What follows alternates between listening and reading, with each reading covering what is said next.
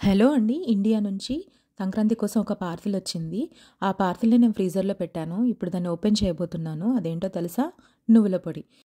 నువ్వులని చక్కగా కడిగి, గాలించి, ఆరబోసి, ఆ తర్వాత ఫ్రై చేసి పౌడర్ చేస్తారండి. దీన్నైతే 2 కప్పులు తీసుకుంటున్నాను.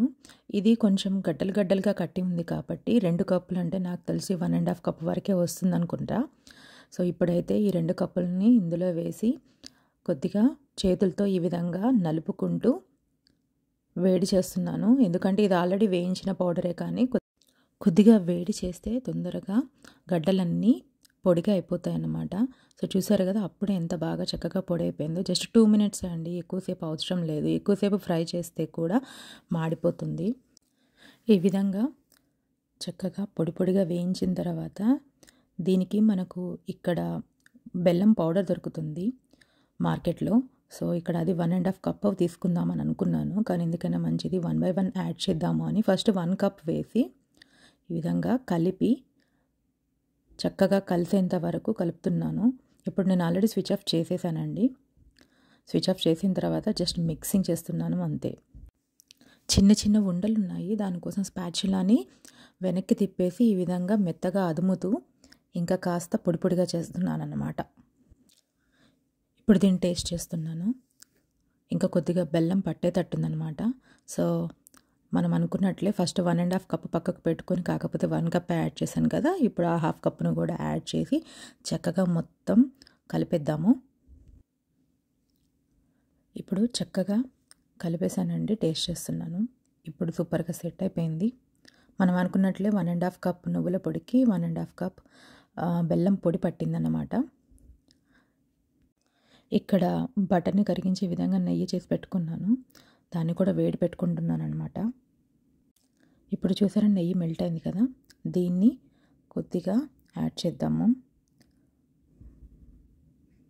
సో, సేమ్ అదే ప్యాన్లో కొద్దిగా నెయ్యి వేస్తున్నాను అనమాట. కొద్దిగా వేస్తున్నాను, ఒక గరిటెడు. నాకు ఒక చిన్న డౌట్ ఉందన్నమాట. ఎందుకంటే నువ్వులు కంప్లీట్గా పొడి చేస్తే అవ్వవు. సో, నాకు తెలిసి ఇది కొంచెం కచ్చాపచ్చగా పొడి చేసి పంపించింది మా అత్తమ్మ. నాకు తెలిసి ఇది ఉండలు రాదని అనుకుంటున్నాను. చూద్దాం ఏమవుతుందో. నేను అనుకున్నట్టే రాలేదు. అందుకే ఒకసారి ఈ మిక్సింగ్ మొత్తాన్ని ఇంకొకసారి మిక్సీ జార్లో వేసి మెత్తగా గ్రైండ్ చేద్దామని అనుకుంటున్నాను అనమాట. ఓకే. సో, చూసారు కదా, జస్ట్ ఈ విధంగా మిక్సీలో తిప్పితేనే ఎంత చక్కగా అయిపోయింది. ఇప్పుడు నెయ్యి కూడా ఎక్కువ పట్టలేదనమాట. జస్ట్ ఒక గరిటెడు పట్టింది అంతే. అది కూడా ఫ్లేవర్ లాగా పనికొస్తుందిలేండి, ఏం కాదు. ఓకే. ఇంకా మిగిలిన హాఫ్ని కూడా గ్రైండ్ చేసేస్తున్నాను. ఇదిగోండి చక్కగా ఇలాగే మళ్ళీ ముద్దలాగా వచ్చేసింది. దీన్ని కూడా అదే ప్యాన్లోకి తీసుకుంటున్నాను. ఇంకో ప్యాన్, ఇంకొక మిక్సింగ్ బౌల్ ఇదంతా ఎందుకండి, మళ్ళీ మనమే తోముకోవాలి కదా ఇవన్నీ.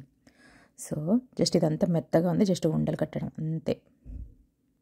చూసారా ఎంత బాగా వచ్చింది ఉండ. అలానే అన్నీ కట్టేసుకుందాం మనం. మరోసారి హ్యాండ్ మొత్తాన్ని క్లీన్ చేసుకొని లడ్డులు కడుతున్నాను. ఇప్పుడు మంచిగా చక్కగా మంచి షేప్ వస్తాయన్నమాట. ఇప్పుడు అవన్నీ ఒకటి కొంచెం సరిగ్గా రాలేదు చూడండి కొన్ని. సో, అవన్నీ ఇప్పుడు కరెక్ట్గా సెట్ అయిపోతాయి.